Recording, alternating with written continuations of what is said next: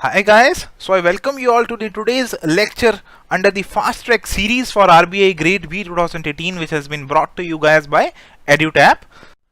Before proceeding forward, let us briefly look at what this series entails for you guys. So in this particular series, we are going to attain a comprehensive coverage of current affairs from the month of May 2018 to 15th August 2018, that is before your examination. And again, in this particular series, we are going to alternatively cover topics of ESI, that is economic and social issues, and finance and management, which will be covered through important problems under multiple choice questions or MCQs. Now, we have been working in this direction for the past few years, and we have been blessed with some of the very amazing results in the past few years. Now in RBI Grade B 2017 results, 124 of our students, they reached the interview stage, and 27 of the students, they made it to the final list. Now apart from the different other courses which we are running, we are offering these courses for RBI Grade B 2018 examination. So these are the different courses which you guys can choose from. So there is a wide range of courses and you can choose according to your requirement. Now in case you need to know more, you have any query, you can always visit our website, which is www.edutap.co.in, or you can drop us a mail at deepak@edutap.co.in, or you can call us at 8146-207-241. So in this particular video, we are going to focus on some of the very important current affairs, very important current news and events from 25th of May 2018 to 29th of May 2018. So let's start our discussion with the first news item, which is the observance of May 25th as the World Thyroid Awareness Day. So we have to remember that May 25 is observed as a World Thyroid Awareness Day, and this is observed in order to spread awareness on different issues relating to thyroid health and educating about prevention and treatment of diseases related to thyroid. So this May 25th was observed as the World Thyroid Observance Day, and this observance highlighted 5 major goals with regard to thyroid. It included increasing awareness with regard to thyroid health, promoting understanding of the different advances that we people are making, that the scientists are making towards thyroid diseases, their treatment, and to emphasize the prevalence of different thyroid diseases, and to focus on the urgent need to combat different kinds of thyroid diseases through proper education and prevention programs, and to further the awareness of the people regarding thyroid. So next, let's move to the launch of data visualization app by UNICEF. So UNICEF has recently launched this app, which is the data visualization app. So we must know what is the purpose of this app. This is an app which has been launched in order to provide a user-friendly visual representation of education scenario in India. So we can be asked that UNICEF has launched this particular app, data visualization app. It is related to which of the following sectors, and we may be given one of the options pertaining to education and some of the others pertaining to other sectors in the country. So we have to remember that this particular app, it is related to analyzing the education scenario in India. Now this app has been made with technical collaboration from UNICEF in collaboration with the National Institute of Education Planning and Administration and NCDR, which is the National Council for Educational Research and Training. So these are the agencies which are involved in the launch of this particular app, and this app is going to be a policy aid to the policy makers, the government officials, to different academic researchers in order to address and monitor the programs relating to the field of education. So education is the key word here. This word has to be remembered. This word must be striking in our mind whenever we hear about this data visualization app by UNICEF. Next, let's move on to the statement of intent which has been signed recently between Niti Aayog and Mr. Sushant Singh Rajput. So Niti Aayog has announced the signing of a statement of intent with a noted media personality, which is Sushant Singh Rajput. And according to this statement of intent, Mr. Sushant Singh Rajput is going to be collaborating and supporting Niti Aayog's flagship initiative, which is the Women Entrepreneurship platform. So there is some very important data in this particular paragraph. We must know the name of this personality, Mr. Sushant Singh Rajput, who has signed this statement of intent with Niti Aayog, and we must remember that this women entrepreneurship platform is a flagship initiative of Niti Aayog. So he would also be supporting Niti Aayog in promoting the Women Transforming India Awards 2018, the theme for which is Women and Entrepreneurship. So this is important that there are some awards also with regard to Women Transforming India, and the theme for these awards is Women and Entrepreneurship, and they will also be supported by Mr. Sushant Singh Rajput. Now, Niti Aayog's Women Entrepreneurship Platform, it was launched on March 8, 2018. So this one is also a very recent platform.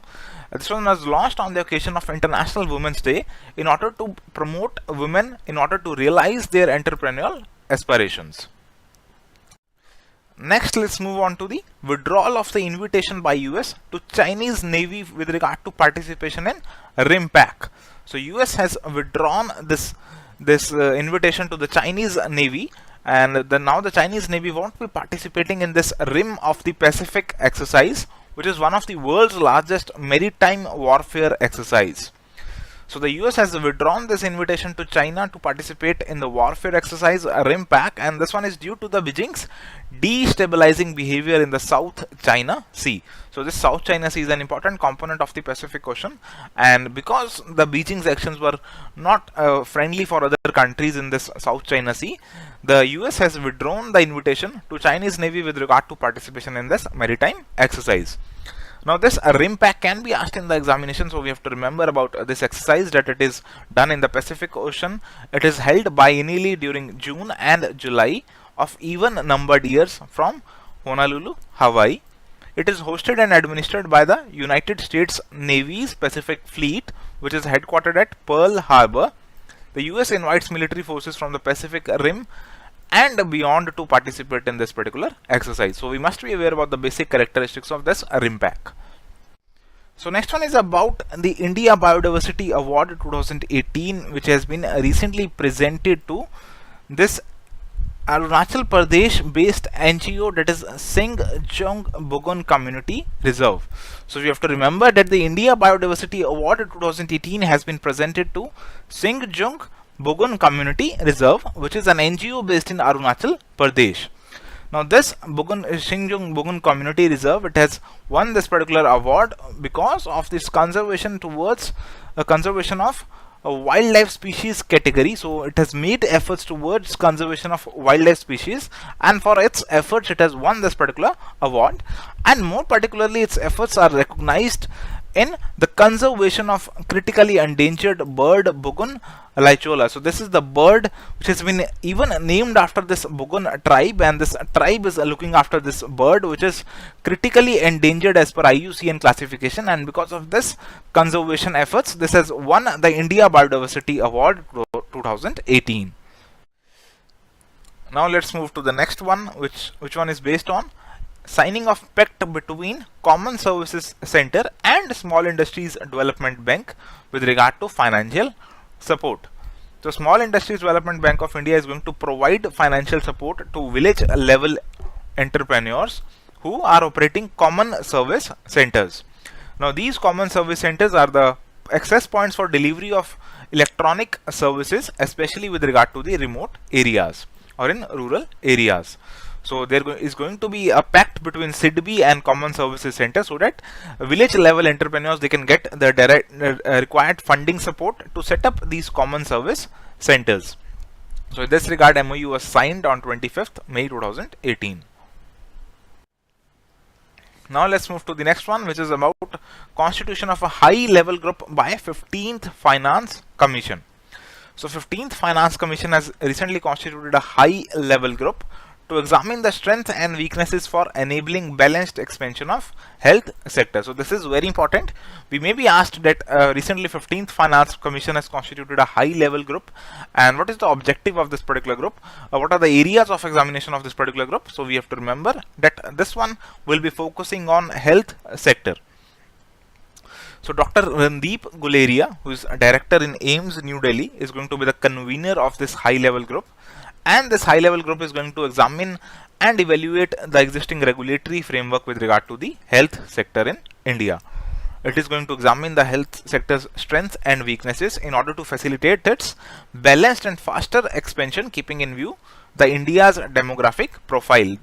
That is, there are much young people in the country. However, a major population of the country is also getting old, so we have to focus on all those health aspects.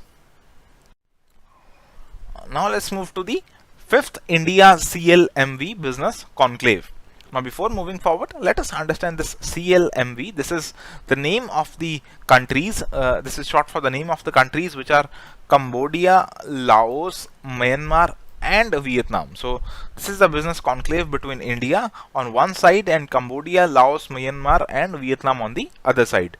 So recently 5th India CLMV Business Conclave was held at Phnom Penh in Cambodia on 21 and 22nd May 2018. So first and foremost, we may be asked about what is CLMV, which of the following countries are part or are not part of this CLMV grouping.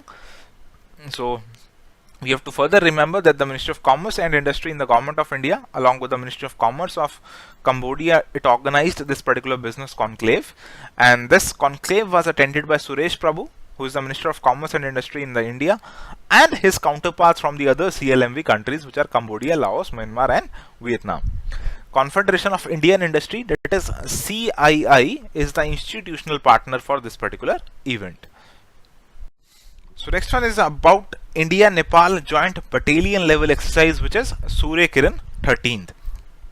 So this exercise was conducted recently between India and Nepal, and this one was conducted at Pithoragarh in Uttarakhand from 30th of May to 12th of June 2018.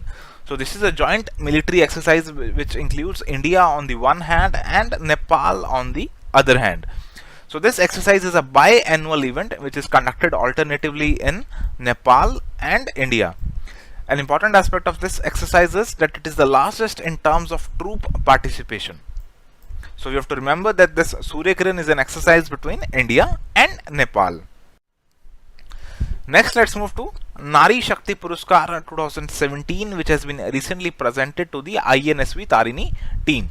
So this is important. We have already discussed much about this INSV Tarini team. So let us quickly revise all the facts. So Shrimati Menka Sanjay Gandhi, who is the Minister for Women and Child Development in India, she has presented the prestigious Nari Shakti Puruskar 2017 award to the members of INSV Tarini team in New Delhi. Now, the crew of this Indian Navy sailing vessel, which is Tarini, is a part of the Indian Navy's unique project, which is Navika Sagar Parikrama. So this is a unique project of the Indian Navy which involved all women team from India to circumnavigate the entire globe, promoting ocean sailing activities in the Navy and to promote India's commitment towards women empowerment. So Indian Navy's group has circumnavigated the entire globe, and this was done on board the vessel Tarini, and this project has been given the unique name Navika Sagar Parikrama, and the women on board this team has been presented with the Nari Shakti Puruskar 2017. Now let's move towards the reconstitution of Financial Stability and Development Council. So recently government has reconstituted this Financial Stability and Development Council, or FSDC, to include secretaries from the Revenue Department as well as Ministry of Information Technology. So the scope of FSDC has been expanded, and there is now greater participation in this particular council because now the Revenue Department secretaries and the Information Technology secretaries will also be participating in this Financial Stability and Development Council. Now this Financial Stability and Development Council, it was established in order to strengthen the mechanism for maintaining financial stability in the country, to promote inter-regulatory coordination between the different financial and business regulators in the country, and to promote holistic development of financial sector. Now this particular council, it comprises RBI Governor, SEBI Chairman, Finance Secretary and Secretary in the Departments of Economic Affairs, Financial Services and Corporate Affairs. So now its ambit is being expanded, and the secretaries from Revenue as well as IT department are also going to be included. This council also has participation from Chief Economic Advisor and chairpersons of Insurance Regulator, which is IRDA, Pension Regulator, which is PFRDA, and Insolvency Regulator, which is the Insolvency and Bankruptcy Board of India. So this council is primarily concerned with promoting financial stability and coordination between different financial sector players in the country. Next one is about the approval which has been granted by the Union Cabinet to an ordinance which is going to set up the country's first national sports university. So India's first national sports university is coming up, and we have to remember that this one is coming up in Imphal in Manipur. So Imphal is the capital of Manipur, and India's first national sports university is coming in Imphal, Manipur. Now the National Sports University Ordinance 2018 in this regard has been passed, and it is on the same lines as the National Sports University Bill 2017, which was introduced in the Lok Sabha last year. Now let's move to the next one, which is about NIC, that is National Informatics Center, setting up a cloud-enabled national data center. So National Informatics Center has set up a data center in Bhubaneswar, Odisha. So this is another data center of National Informatics Center, which is a premier science and technology organization of the Indian government, which was established way back in 1976. Now this organization is part of Ministry of Information and Technology's Department of Electronics and IT. This particular organization, that is NIC, it has national data centers at different places in the country, and these are at Delhi, Hyderabad and Pune, and the new one is coming up at Bhubaneswar. So this is expected to enhance the range of data center related services which are offered by National Informatics Center. Now let's move to the joint launch of Clean Air India initiative by India and Netherlands. So India and Netherlands, they have jointly launched the Clean Air India initiative in New Delhi recently. Now this initiative is a collaborative project between Get in the Ring, which is a platform of startups of Netherlands government, and Indus Forum, which is an online matchmaking platform of Indian and Dutch businesses. So it is going to be a collaboration between India and Netherlands, and the focus is going to be on curbing air pollution in Indian cities by promoting partnership between Indian startups and companies from Netherlands. So we are going to promote collaboration between the corporate sector of India and the Netherlands to combat air pollution in the country. Now next, let's move towards the ASEAN India Film Festival, which was recently held in New Delhi from 25th to 30th of May 2018. So this was recently held at Siri Fort Auditorium in New Delhi. Now this was organized by the Ministry of External Affairs, which has this ASEAN Multilateral Division, as part of the series of events to commemorate the 25 years of ASEAN and India relations. The film festival was non-competitive, so this was a non-competitive festival, and its tagline was Friendship Through Films. So there is some very important data with regard to this film festival which we have to remember. We have to remember that this was organized by the Ministry of External Affairs. We have to remember that it was non-competitive, and we have to remember that its tagline was Friendship Through Films, and we have to remember that this was celebrated in order to commemorate 25 years of ASEAN and India relations. Now this ASEAN stands for Association of Southeast Asian Nation, and it comprises of 10 member countries of Southeast Asian region. It was set up way back in 1967 as a regional organization, and with the time it developed and it set up relations with India, and now we have reached the 25 years of relationship. Now let's move to the next one, which is about the TCS becoming the first company to achieve 7 lakh crore market capitalization. So this is important. We have to remember that Tata Consultancy Services, or TCS, this has become the country's most valued company, and it has created this historical milestone by becoming the first company to reach this feat, which is achieving 7 lakh crore market capitalization. Now what is this market capitalization?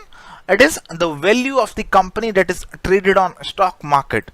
So it is simply calculated by multiplying the share price of the company with the total number of shares which have been issued by the company. So If we multiply these two, we find the market capitalization, and for TCS this has crossed 7 lakh crores. Now let's move to the next one, which is about Ministry of Home Affairs creating a Women Safety Division. So Ministry of Home Affairs has recently created this Women Safety Division, and the focus is to address the different issues relating to security of the women comprehensively amid rising concerns over women safety. So this particular division is going to deal with different subjects like crimes against women, crimes against children, elderly persons, SCs, STs, anti-trafficking cells, all schemes under Nirbhaya Fund, National Crime Records Bureau, and Crime and Criminal Tracking and Network System, or CCTNS. So this is about the Women Safety Division being created under Ministry of Home Affairs. Now let's move to the inauguration of Bangladesh Bhavan in Shanti Niketan. So recently Indian Prime Minister Narendra Modi and his Bangladesh counterpart Sheikh Hasina has inaugurated the Bangladesh Bhavan at Vishwa Bharati University in Shanti Niketan, West Bengal. So this is important. We must remember the name of the place where this Bangladesh Bhavan has been inaugurated, that is Vishwa Bharati University in Shanti Niketan, West Bengal. Now this Vishwa Bharati, it is a public central university which is located in Shanti Niketan in West Bengal. This university was founded by none other than Rabindranath Tagore way back in December 1921, and he called it Vishwa Bharati, which means the communion of the world with India. Now until independence it was a college, but after independence it was given the status of a university and it was renamed Vishwa Bharati University in 1951. Now let's move to the new gubernatorial appointments in Odisha and Mizoram. So President Ramnath Kovind has recently appointed Mr. Kumanam Rajasekharan as governor of Mizoram and Professor Ganeshi Lal as the governor of Odisha, and this is with regard to the provisions of Article 153 of the Indian Constitution. Now as per the provisions of the Indian Constitution, the governor is appointed by the President of India and the governor holds office during the pleasure of President. Of course, this is based on the consent of the Council of Ministers. Whenever we talk about the President in the polity, we talk about the Council of Ministers headed by the Prime Minister, which is there to aid and advise the President of the country. Now also there is a provision in the Constitution that a single person can be appointed as a governor of 2 or more states. Now let's move to the accolades which have been bestowed to Olga Tokarczuk, who has won recently the Man Booker International Prize. So she is a Polish author who has won the Man Booker International Prize 2018 for her novel Flights, and she has become the first Poland's writer to win this particular prestigious award. So Man Booker International Prize, this is an international literary award which is hosted in the United Kingdom. So this is very important. We have to remember the name of the country, that is United Kingdom.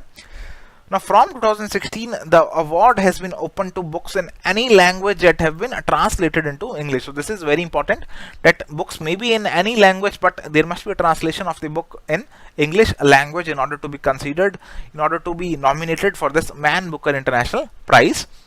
Now this prize, it carries the award money of £50,000, which is split evenly between the writer and the translator. Now next one is about Patratu Super Thermal Power Project in Jharkhand. So recently Prime Minister Narendra Modi has laid the foundation of the 2400 megawatt first phase of NTPC's Patratu Super Thermal Power Project in Jharkhand. So we may be asked question in this particular regard, that recently NTPC has decided to set up this Patratu Super Thermal Power Project. This project is located in the state of, so we may be asked the name of the state, which is Jharkhand. Now this project is a 74:26 joint venture between the government of Jharkhand and Patratu Vidyut Utpadan Nigam Limited, which is a subsidiary company of NTPC. So this is in short a venture of the government and NTPC, and this project has different salient features. For example, it has dry ash disposal system, it has zero liquid discharge system, and it has the technology with regard to air cooled condenser. Now EPC contract of PPP, that is the engineering, procurement and construction contract with regard to this project, has been awarded to BHEL. So we have to remember this one, that a contract with regard to this has been awarded to BHEL. The commissioning of the first unit as a part of this particular project is envisaged in 2022. So we have to remember that this Patratu super thermal power project is coming up in Jharkhand. Now let's move to the Rostrum 2 drone, which is to be delivered to the armed forces by 2020. So Rostrum 2 drone or unmanned aerial vehicle is being developed by DRDO, that is Defense Research and Development Organization of India, and it is expected that this one will be delivered to the armed forces by 2020. Now that's manufacturing will be done by Hindustan Aeronautics Limited and Bharat Electronics Limited. So these are the organizations which are concerned with the manufacturing of this particular drone. So we have to remember that this Rostrum 2 is a drone or unmanned aerial vehicle. It is being developed by DRDO and it is being manufactured by HAL along with Bharat Electronics Limited.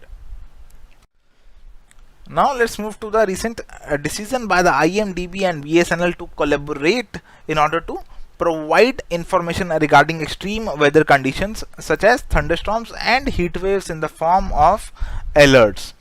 So IMD, that is Indian Meteorological Department, is going to team up with state-run Bharat Sanchar Nigam Limited or BSNL in order to send extreme weather warning alerts to the people of the country.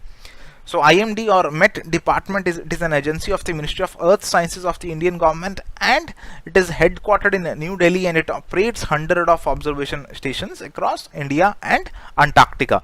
So now it is going to give relevant information regarding the upcoming adverse weather events to BSNL, which will be now using its vast network to disseminate this information among people across the country in order to prepare them in advance, in order to alert them so that they prepare themselves from the upcoming hazardous events. Now let's move to the next important news event, which is about India concluding a price agreement, India concluding the price negotiations with regard to S-400 air defense missile systems. So this S-400 air defense missile system is a long-range air defense system, and it is one of the most advanced long-range defense systems in the world. Now, India has recently concluded price negotiations with Russia for a nearly rupees 40,000 crore deal to procure S-400 Triumph air defense missile systems for the Indian Air Force.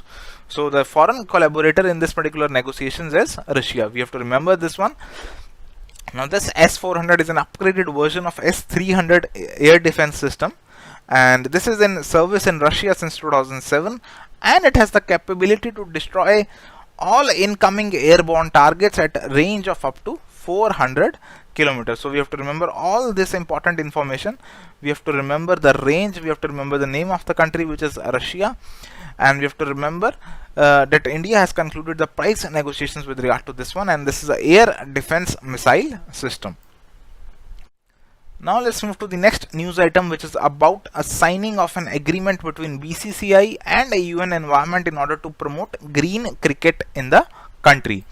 So recently UN Environment or UN Environment Program has signed this agreement with the BCCI, which is the Board of Control for Cricket in India, in order to promote green cricket in India. So this partnership is going to help make cricket green, and this is going to focus on sensitizing the spectators towards minimizing the waste generation during cricket matches.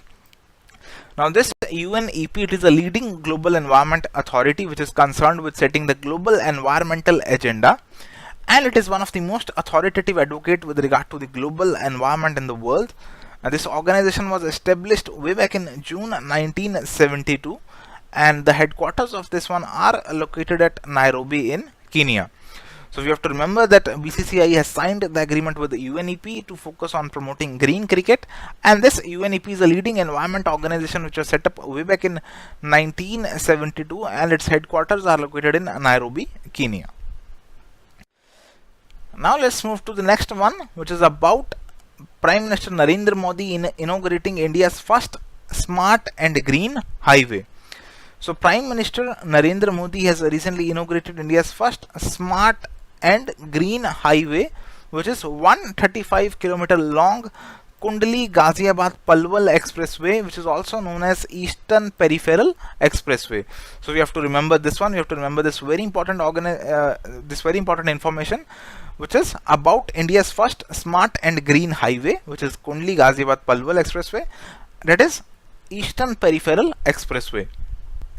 So this Eastern Peripheral Expressway, or EPE, it is going to be India's first highway to be lit by solar power. So this is one of the very important distinction.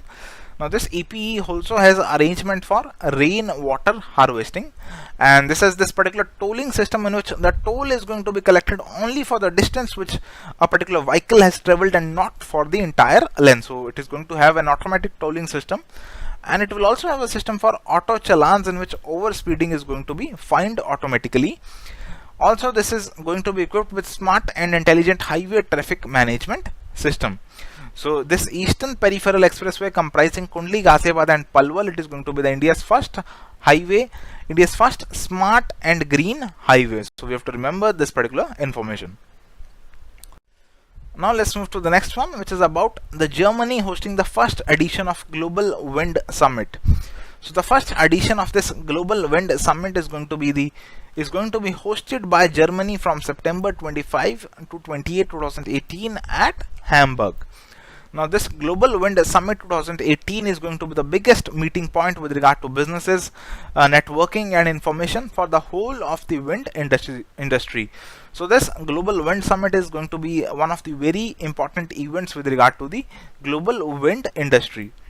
This summit seeks to combine two conferences which were earlier there, that is the Wind Energy Hamburg and Wind Europe. So these two are going to be combined and one Global Wind Summit is going to be formed.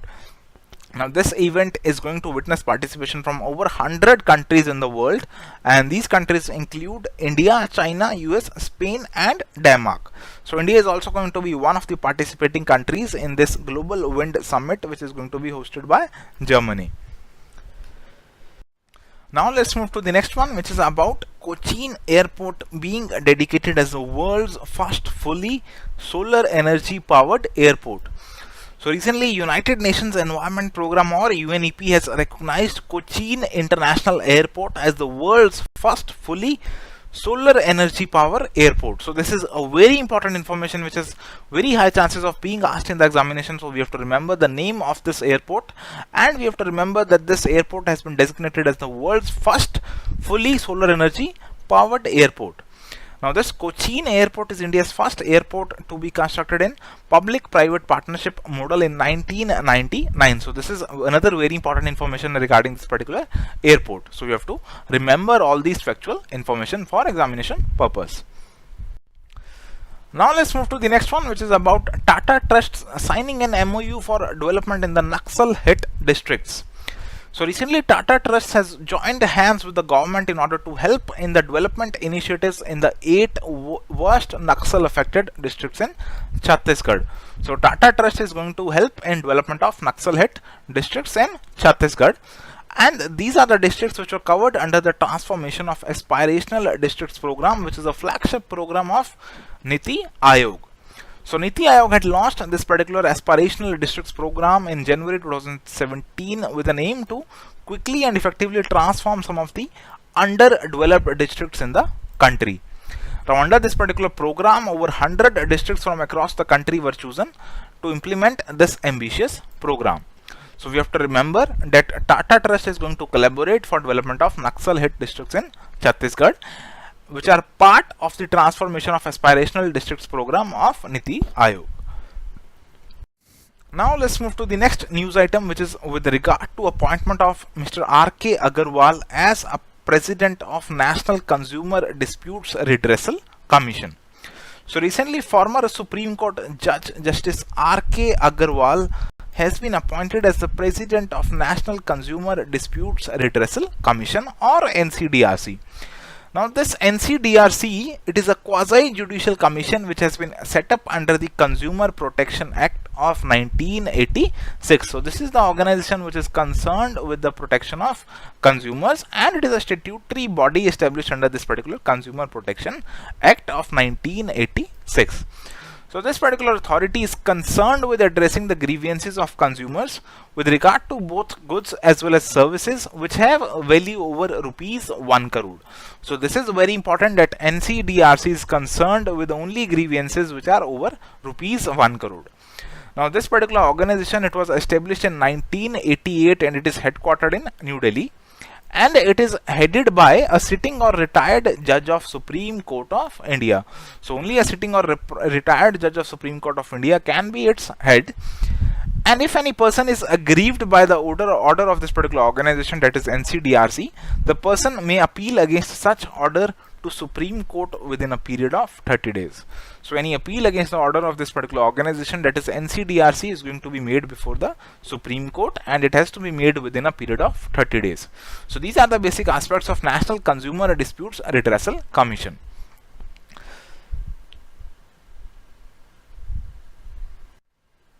Now let's move to the next one, which is about the launch of Gaj Yatra campaign in Garo Hills of Meghalaya. So recently, Ministry of Environment, Forest and Climate Change has recently rolled out this Gaj Yatra, which is an awareness campaign which is going to focus on protecting elephants in Garo Hills in Meghalaya. And the aim of this campaign is to raise awareness about the shrinking space with regard to wild elephants in the country, and particularly in the state of Meghalaya. So Gaj Yatra in Meghalaya, it is the continuation of this Gaj Yatra campaign, which was initially launched in August 2017 on the occasion of World Elephant Day by the Union Ministry of Environment, Forest and Climate Change. So this Gaj Yatra is simply an expansion of the earlier Gaj Yatra campaign, which dates back to August 2017 and which was launched on the occasion of World Elephant Day. Now this Yatra is jointly organized by the Wildlife Trust of India in collaboration with the State Forest Department. So these are the authorities concerned, Wildlife Trust of India and State Forest Department. Now Gaj Yatra was launched in the presence of Bollywood actor Diya Mirza, who is the brand ambassador of Wildlife Trust of India. Now next, let's move on to the appointment of Sudha Balakrishnan as the first CFO, that is Chief Financial Officer of RBI, that is Reserve Bank of India. So recently RBI has got its first Chief Financial Officer in the form of Sudha Balakrishnan. So she is going to be first Chief Financial Officer of RBI and 12th Executive Director of RBI with a tenure of 3 years. Prior to this appointment, she was former Executive Vice President of National Securities Depository Limited, or NSDL. This NSDL is an Indian Central Securities Depository. So it is a depository in which the shares are kept in a demat form, and it is based in Mumbai. So guys, this is all about some of the very important current affairs from 25th May 2018 to 29th of May 2018. So you guys must cover all these important current affairs which are very important for examination purpose. Thank you guys. If you found this video useful, please like the same and share it with your friends. And for more similar videos, please subscribe to our channel on YouTube. Thank you.